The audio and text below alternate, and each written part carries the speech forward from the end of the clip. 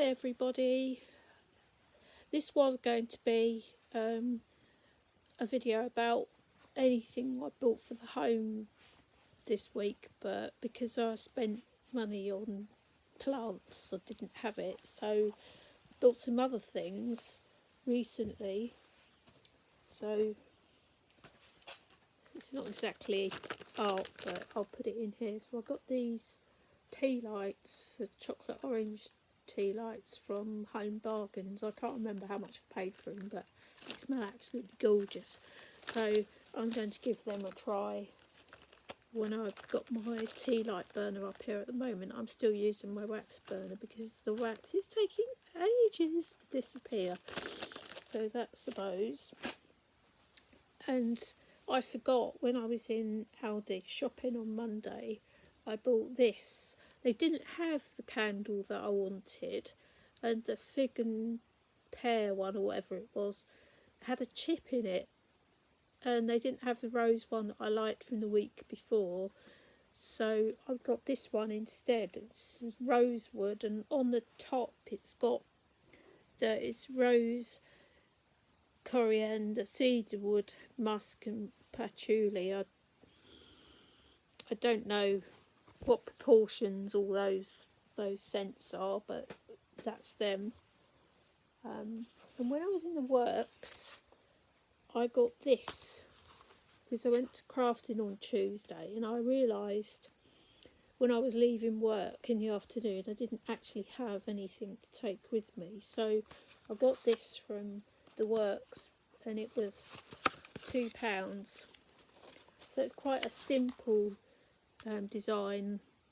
I'm pretty much about halfway through it at the moment, so it's literally 2 colours to make the bow, and then you sew the beads on round the edge. The frame was a bit of a pain. I wouldn't, if I got another kit from there, I wouldn't use their frame because it had like a lip on the inside ring, and you had to like snap the outer one over the top of it, and it was an absolute pain to do. My friend had to do it for me because I just couldn't manage it. So I might dig out like an ordinary plastic or wooden frame that I've got some lying around in the house somewhere, I'm sure, and use that instead, because I've got all different sizes, so I'm sure I'll find one that fits properly. Because what some people do with these sometimes is they leave them in the frame. They cover the back, like pull all the fabric, trim it down, pull it all to the back, and then cover it over, and then you can use the screw thing and to hang it up by. And what a lot of people do is they put a ribbon over the top to hide the hook. So that's something I could do if I match it to the ribbon that's on the design in the middle there. I have a photograph frame that only stands up, but I want to hang it on the wall, and I showed you that one before. It's the dark gunmetal pewtery coloured one. So what I'm going to do is fix on the back somehow so that I can use this to hang it up by and tie a ribbon at the top. I'll show you when I do it so that you get the idea. Masking tape I got, it's always useful in artwork for sticking pictures that are smaller than the frame to the backing, or excuse me, the cat's playing with my pen. Yeah, so masking tape is very useful, and theirs was it was only £1, so that was quite good. I've got some of these that were £3, black and white, and they're paint markers. So they're a bit like the Posca, where you have to get the ink to come down to the nib, so they can take a while to use. So I've got some black and white ones that came in a pack with 2 black, 2 white.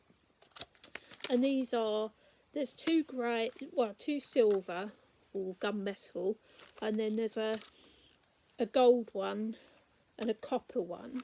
So they were slightly more money because they're metallic. And then this I've been trying to find forever. So it's mixed media paper. So it's 280 grams per square metre. So it's nice and thick. So it means you can do all sorts on it. Watercolour, acrylic. Because watercolour can make the paper go all bumpy if it's too thin. So this is good for... if you're doing metallic watercolour painting, you can use this, and I've done some of that in some of the free sessions I've done. Again, this is from the works, and they don't seem to have them very often, so when I saw it I thought I'd grab it quickly. Going back, I was at my mum's the other day, and we were having a sort out of her birthday cards that she's kept and things like that, and things from when us girls were small. And I have a feeling that these were things that I made for Easter. So I'm not sure what this one's supposed to be. I think it's a cat, but I don't know why it's got a bunny tail on the bottom. And the other one is a rabbit, but it's got no bunny tail. Anyway, Mum decided she didn't want to keep these, so as I was the one who made them, I thought I'd have them back. And I guess I must have been about 5 or 6 when I did these, I don't know. So I thought I'd keep them. I mean, they are a little bit worse for wear, but I think that adds to their story somehow.